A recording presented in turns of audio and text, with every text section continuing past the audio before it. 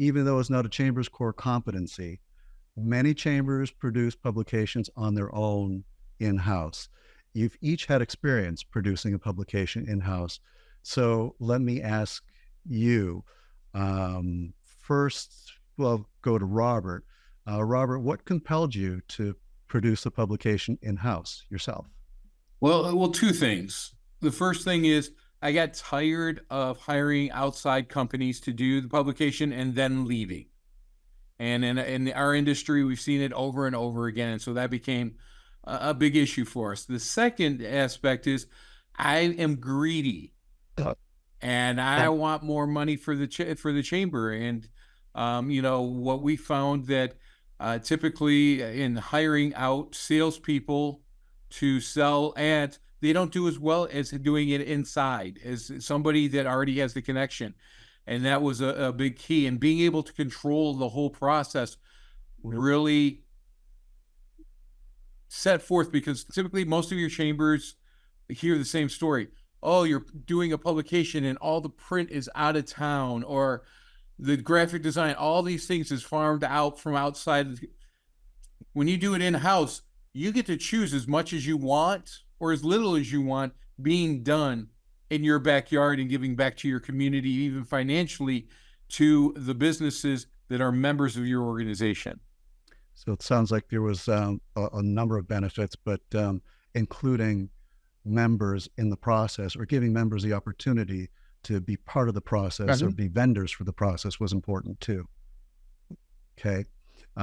Kathy, I'll come to you last, but Josh, what compelled you to produce a publication in-house? Well, as we've talked before, that this is not a core competency of the Chamber of Commerce, but what is a core competency is we know our community. So I think the overriding thing started as a financial reason to look for an alternative, because we kind of got burnt by one of our companies at the end of the day. So my board was getting skeptical about continuing doing business the same way. And then we found a company that helped us put a template together to do it. So if we could have a revenue stream, a modest revenue stream is what we projected, and a superior product, then the board said, okay, we trust the staff to do it. This is where I turned to our project manager, because this was a team at the Citrus County Chamber. That is Corinne, and this is Jade. Corinne managed the project, did all the sales, so and Jade did a lot of work on the content. But financial was the reason why we looked at it, but we weren't willing to compromise on a very nice product, as was just pointed out. So that's why we did it, and we ended up making twice the money, almost 3 times the money that I budgeted. So it turned out to be a win-win for our members and for us, and for the partnership that we had with the company. You can say the company name. One other thing, we control the finances too, which was important for my board after getting burned one time. We control the finances, but we have somebody that's coaching us along the way. We can pick up the phone with our consultant, and so we like control of the money. So, and Kathy, I want to get to you because you inherited an in-house project. But one last question for Josh was, what kind of trepidation was there? What were you thinking? Oh my gosh, we're going to take this all, we've got to do it all ourselves. What was it? Was there staff burden considerations? What were your thoughts there? Well, chambers stay busy, and taking on any kind of a new project is very difficult, and it can really tamper down staff morale, because I'm always bringing ideas. I'm out in the community and I come back and say, we ought to do this, we ought to do that. So, this was a big project.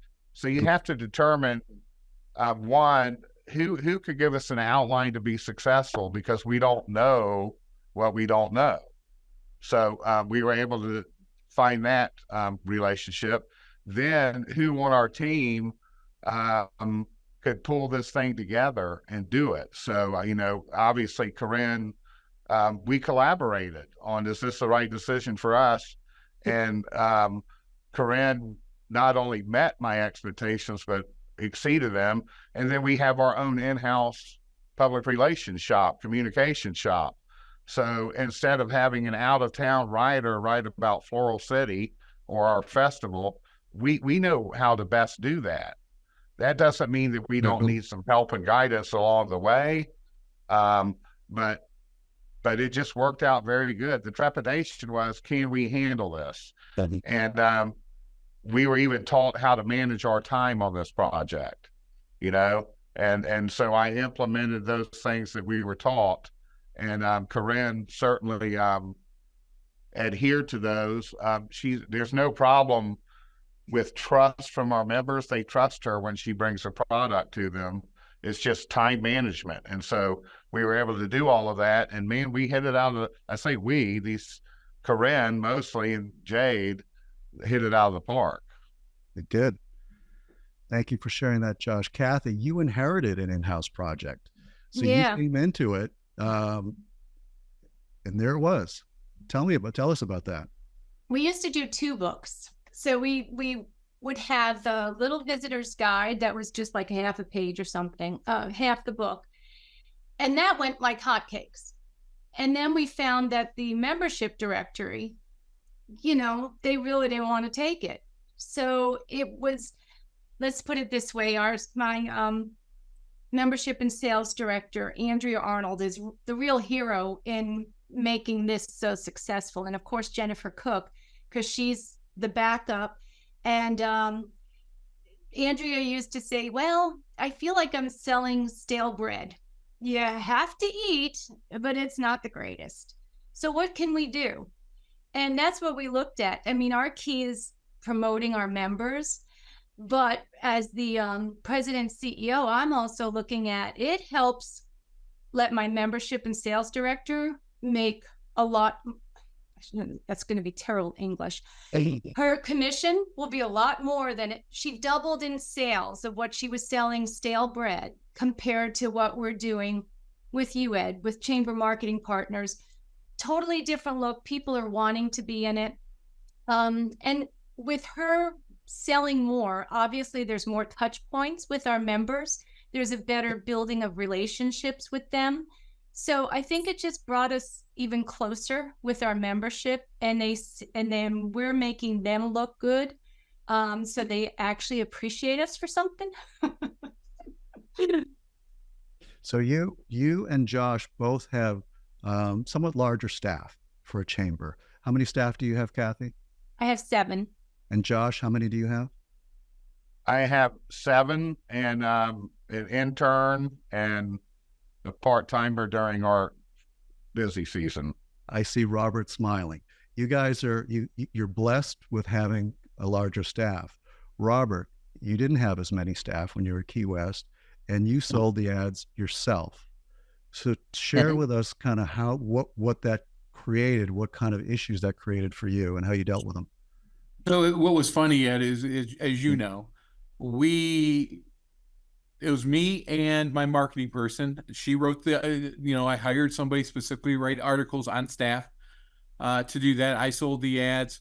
I took pictures and things of that nature. And we did it very quickly. Our books probably were done faster than any of your other books because my time lapse, I think we did our projects like within 3 months on both projects that we did with you. And it wasn't difficult because people trusted the staff already. So when I sent out the emails, they moved really quickly for us, which was a positive. We were able to cut down a lot of costs by doing it that way, by just not having a designated salesperson other than me sending out some email blasts and doing follow-up calls. Did we have as much sales as I wanted? No, but it wasn't a headache to do. And we had a great publication at the end. The best part, I think, was that as we were going through the process and getting the pictures that we needed, we didn't trade out hotel rooms and all this other stuff in the process of losing money for somebody else to come in and make a commission. That money stayed with us. I think, and the biggest help that having a partner in this was giving some guidance. And the other big thing was finding us a printer that would keep our costs low. In today's day and age, you know, print is expensive, especially if you're doing glossy and asking for the high-end stuff. It's expensive to do. And if you don't have those connections, and for some of our small communities, we don't have those individuals in our backyard, we ended up saving, over $2,000 by having our partner, you, find us a printer outside. And it was the only thing that we really brought in from the outside, and some graphic, but you took care of all the heavy lifting for us. So, selling the ads yourself. Thank you. Selling the ads yourself. That's typically, I mean, that's a lot to layer on to a chamber CEO, but you're saying that wasn't that big of an issue for you because you had already had the relationships and you were already talking with people. It was so, you know, once you get the ad slicks ready to go and you have your pricing created, sending it out and talking to your board and making a couple calls, literally, I did not spend a ton of time selling. Okay. I didn't, because I have a relationship with our members and they trust me because they hired me. So when I said, hey, this is a publication, they were jumping very quickly. And what was even more fun was after we got the books, they were jumping also of where else can we help you distribute those books to? It wasn't even me that had to look for distribution. They came out and said, hey, we need to push you to do this. How do we help you in that process? And can I add to something Robert said that kind of resonated? Robert mentioned that you helped him find a printer that wasn't local. And I know that's one of the perks that you offer to, I'm sure, every one of us, that if we can use one of our members first, you always will price them out and ask them to help along. Well, we tried to do that, and I'm sure everyone listening in chamber world will understand sometimes we just can't use our chamber members. We have a fabulous printing company. The quality, I know Ed was just really wanting to use, but the cost was 3 times as much. It was high. All I know is that it was pretty much what our profit would have been to make anything.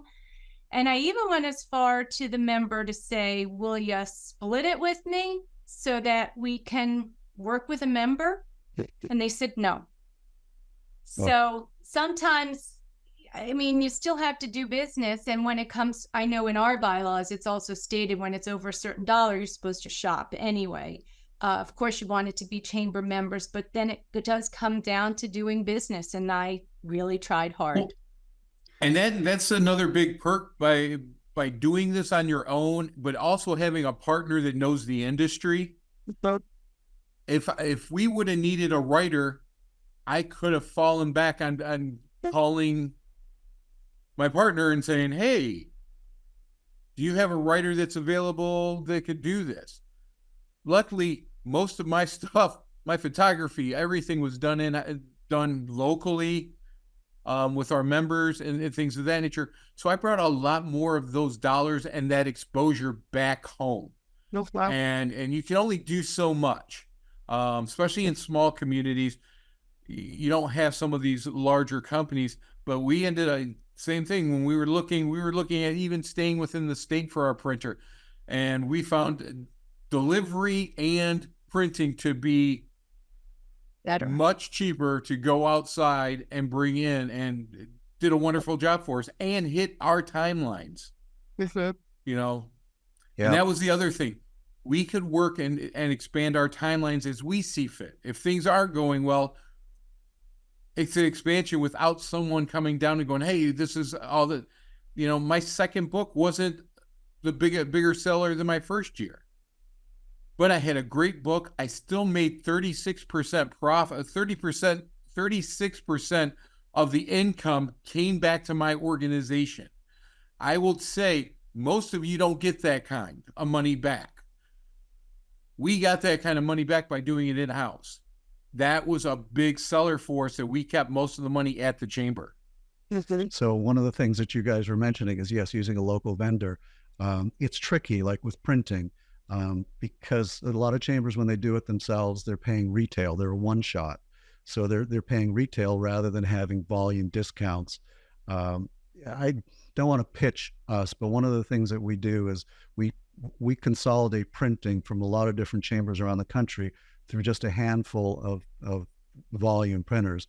So we're able to pass those discounts along to our clients. There's a question that comes up that, can we get a list of the printers?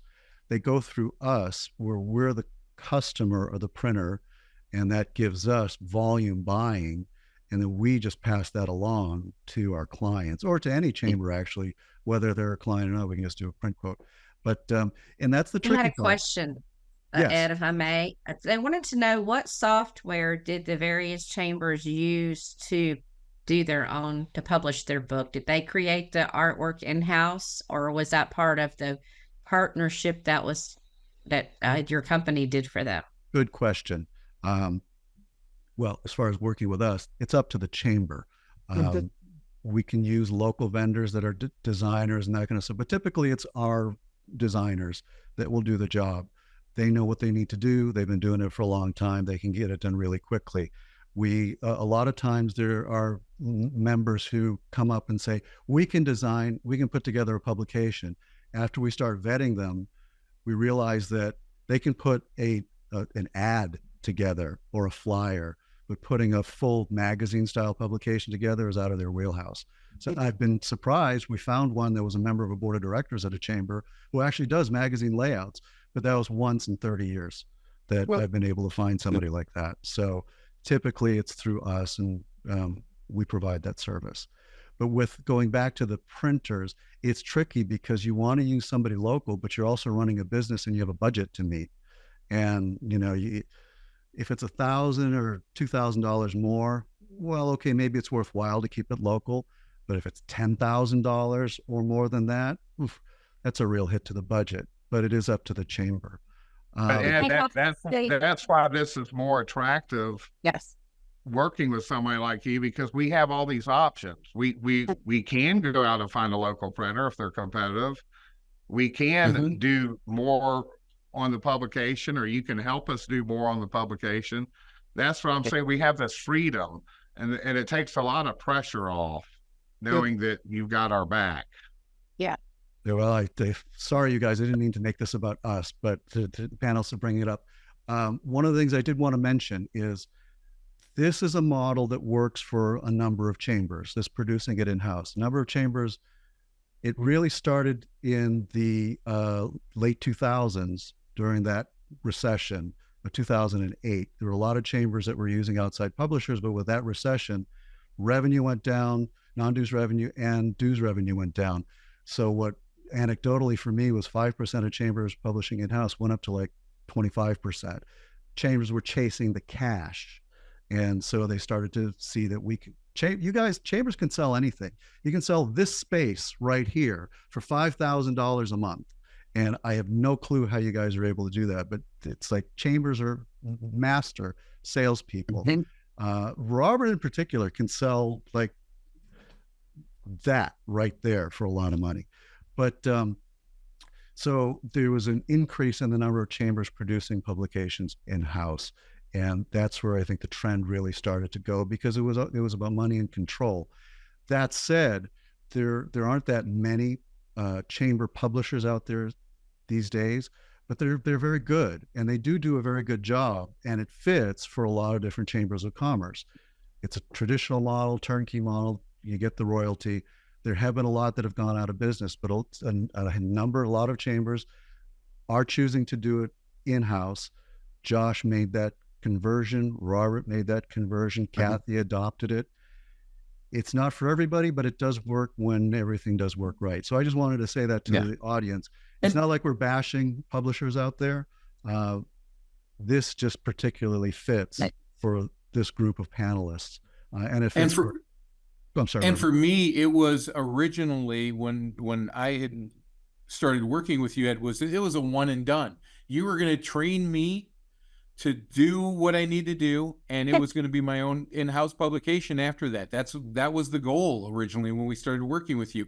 What we found was that the money that we did pay to work with you, we still saved a ton of money because you were able to shop out the things that I couldn't done those publications in-house the second year. The problem is I would have still spent a ton of money on print. I would have spent way more money on graphic design because we were pricing those things out. Because we were able to partner with you, you kept us on track. You helped us through. You gave us ideas to think through on how to sell and what to add into the publication. But we had full control. You never said, hey, you should do an article like this. None of that. We knew what we wanted to do, and it was very easy for us to go. And when we had an issue, we'd go, hey, Ed, we got an issue here. Do you got something to back up on this? I knew that no matter what, I was going to have a publication come out. And it was, either way, it was a nice safety net for us. If I could add, one of the things we forget is our time, that you get so involved in doing this. When the one I inherited from the first year I was here, one of the staff, was so focused on putting this on that she was a mess. And God, the rest of the team would come in and not want to be near her. And then, then you try to do your job and do that at the same time. So I lost double the person because of all the time lost from doing her job. Someone else had to do it. And then just the stress among the team it was too much. So, and not everyone had to be involved because sometimes more hands in the pot. I forget how that goes. I don't cook. So, doesn't make a good meal, but, too many cooks in the kitchen. That's what it is. See, I don't spend much time in the kitchen. Proud to say that. But by not doing that, it's really nice to just say, Ed, make us look good. And honestly, when the first book we were putting square here, square here, square here, square here. No wonder why no one wanted to look at it. We didn't want to look at it. So when you start looking at how things are laid out now because of your expertise, we love looking at our book. Our guide is something we're proud to carry around and hand out. So time is money, and whatever it's costing us to use chamber marketing, it's just priceless in its own way because we are making money, so you can't beat that.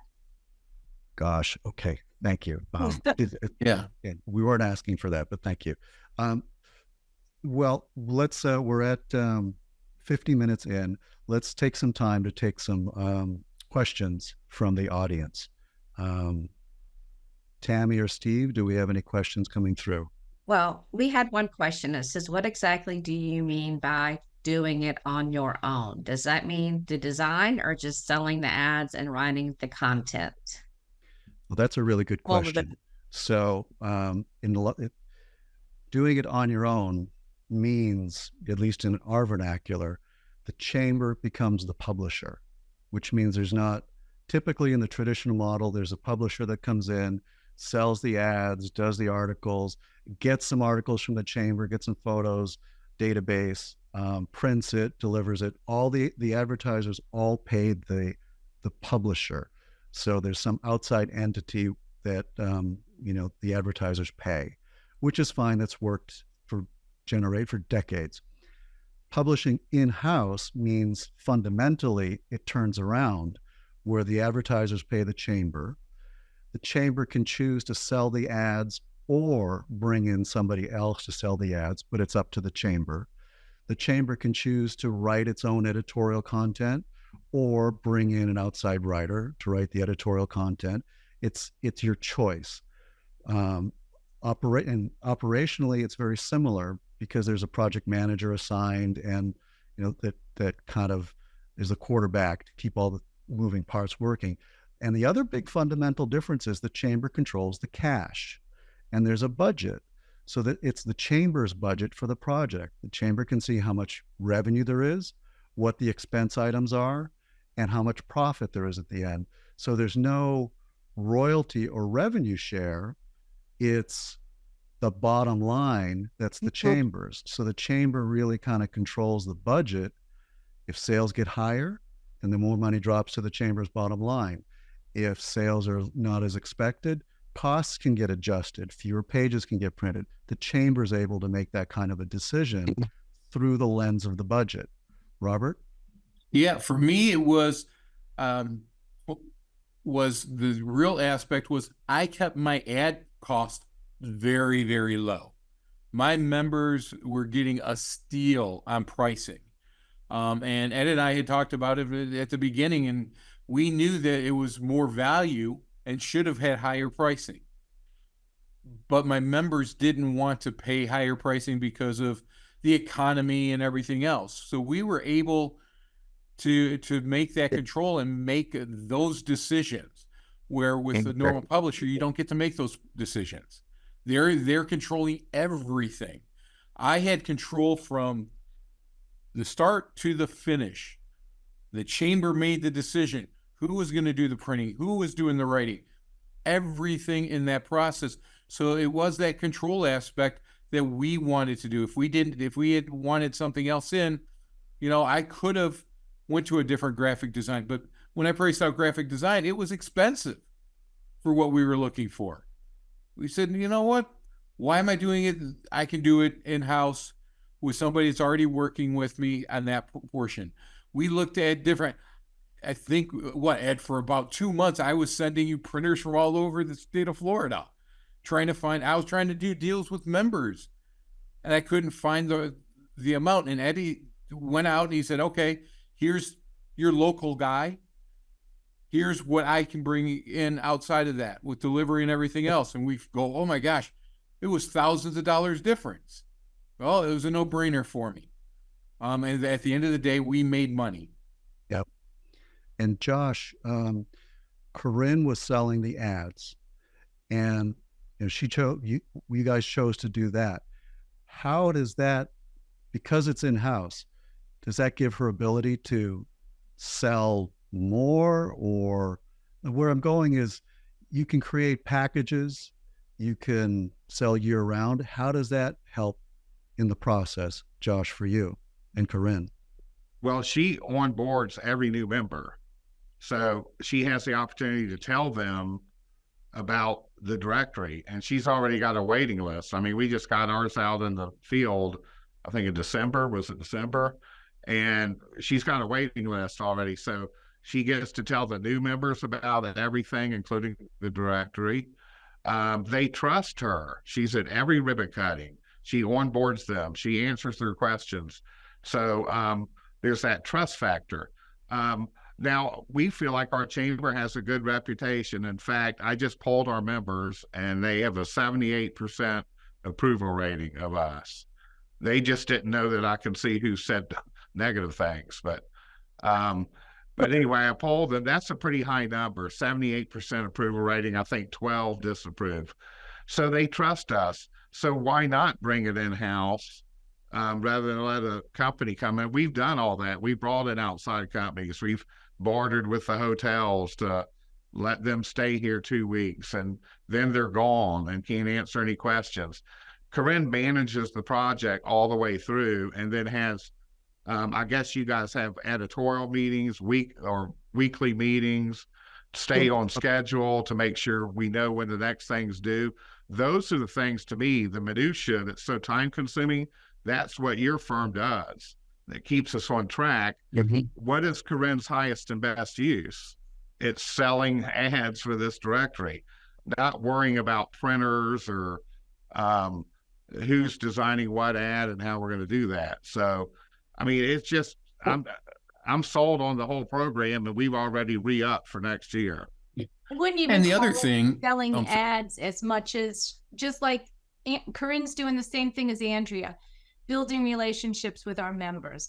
If you send a stranger out, you know, our community is very hesitant to deal with anything like that. But when they see it's Andrea, or they get Andrea's call and they know it's coming right from us, we're building a better relationship with those members. It's another touch. And Yes. if they don't advertise with us, Corinne doesn't say go to hell. It's Right. another touch. She's like, Right. okay, Mhm. well, we'll see you at the mixer Thursday. Yeah. I mean, we have that relationship. If she sent out an email today, you can probably get 30% would come back and say I'm in, just with an email. Yeah. So, Yeah. like I say, we're sold on this deal. Where do we And the- sign? Yeah. And the other aspect is, for a chamber CEO, president, executive director, you're controlling your voice and your brand still. If the salesperson, if my salesperson isn't selling properly, I get to discipline, take care and go, okay, this person isn't the right salesperson, probably not the right membership salesperson for me either, or whatever within my organization. When you have somebody from the outside coming in, you don't know what they're saying. Right. You don't control that.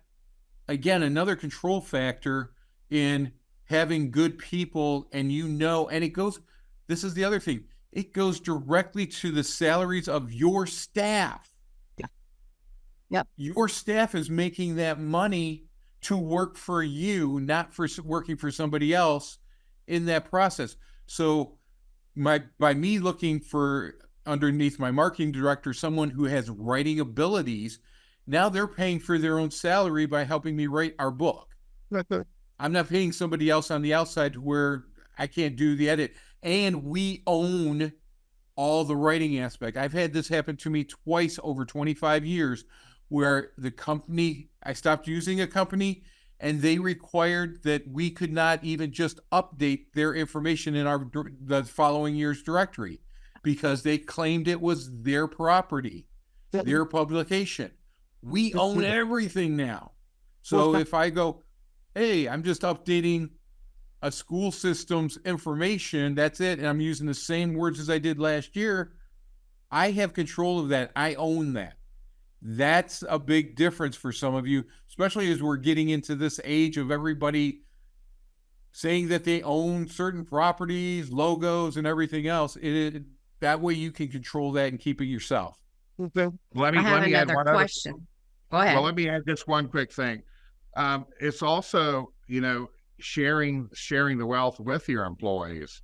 If you do well, it's enabled Corinne to help her own bottom line, and we have benchmarks that she gets more part of it. I think Ed taught her how to negotiate that, but He does. Anyway. He's very good at that. And even if it's not just her bottom line, we also worked with some of our folks here in our different local magazines to do the writing.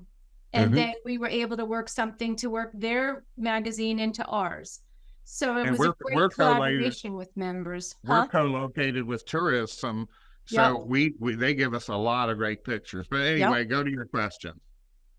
Thank Tammy. you. Our question comes from Vicky, and it says, I plan to offer ads in my tiered membership for 2025, and I'm wondering if any of you have tiered member levels, and if you offer any ads as part of your tiered level memberships. So I could tell you we do for our titanium partners. They're at a $10,000 level. So we do give them a page in the book. Our $5,000 level, we give them 1/6 of a page, but then we will give them a discount, which they usually buy up to have a bigger presence. And then the others, we give discounts that are in our tiers towards an ad.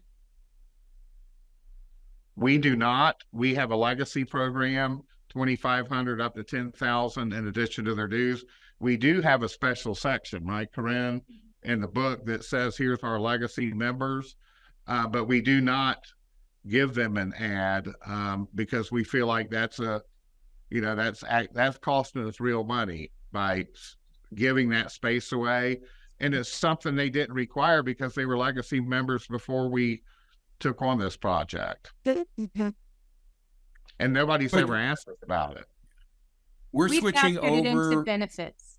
Yeah, we're switching over our aspect to a tiered right now, and that is one of the things that we are considering, and increasing accordingly on those tiered dues. But it's going to be an option that we're looking at putting in there as we're moving forward. We're thinking about saying, okay, if you're at this level, a full page ad comes with it. But what we're going to be looking at is what does that full page ad? The benefit is, because now we control the pricing, I can offer those ads without having to worry that I'm going to lose money throughout the year if something goes up. I Right. control that pricing and that revenue. But we're definitely looking at that for some of our upper tiers to be a part of that, And or the as other- we an have a- add-on to our tiers. Robert, We have a Josh? page or two that refers to them, and they seem very happy with that. And a lot of them buy ads in addition to that. Well, the other thing that you can do once you have a couple of years under your belt or a couple of editions under your belt, you can get a better ability to monitor total investment in the chamber. Since the chamber is billing, you can run a report and see how much this member has invested in the chamber in the last 18 months Right. versus when you're using an outside publishing company. You got to get their sales report and you got to put a spreadsheet together and kind of do an analysis. Here you just run a report by member. Oh, they invested whatever 5 different times throughout the course of the last 12 or 18 months. And a lot of members, they don't like to have the chamber calling and reaching into their pocket 5 or 6 times a year.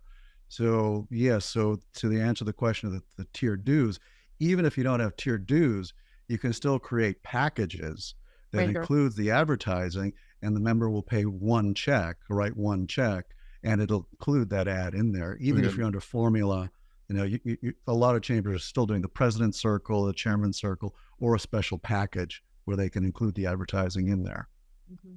And don't forget to discount it, because even by giving them a discount towards their Mhm. ad, now at least you have an ad. You might I'm not seeing- have had an ad to begin with. So discounts the way to go. And I'm seeing that as we're looking at moving the tiered dues, I'm seeing a lot of chambers have in your mid to upper dues levels where they're saying, hey, you get X percent off of advertising. You're not selling the ad, you're giving them a discount at certain levels to come in Right. to incentivize. So you're really not losing the money, because we would take that for us in our model is, if we have that in a tiered dues aspect, my salesperson, unless they make the sale, that's the only time they get it. So that's not a sale for them. Our hope is that they go back to them to make that sale for the discount afterward. But originally, it's not costing me anything. It's actually a You very just good go back idea. and say, oh, you know what? In that dues, you got 25% off. And every year, if the book goes up, I'm still sliding up. I don't have to worry about changing all my tiers and things of that nature just because I'm doing a percentage. I raise the price on the publication. That's actually a really smart strategy, because then even if they don't want to buy an ad as part of that package, you're giving them the discount so they can be approached later versus, I already said no. You've said you're at this level, you're getting a discount. We're approaching you later when the quote ad sales period is open to buy the ad. That's smart, Robert. Good idea. Thank you. Okay.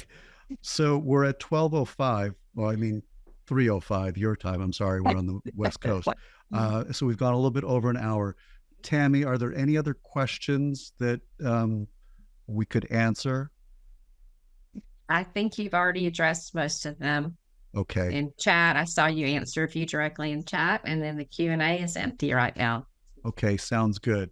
So I want to thank Kathy, Robert, and Josh for your insights. I want to thank you, Tammy, for arranging the webinar. And we'll see you at the spring FACP conference, where I'll be doing a session on 6 steps to more effective cold calling. I'm Ed Burzminski for Chamber Marketing Partners. Onward and upward, everybody. We'll Bye. see you in May. Bye. Bye. Bye.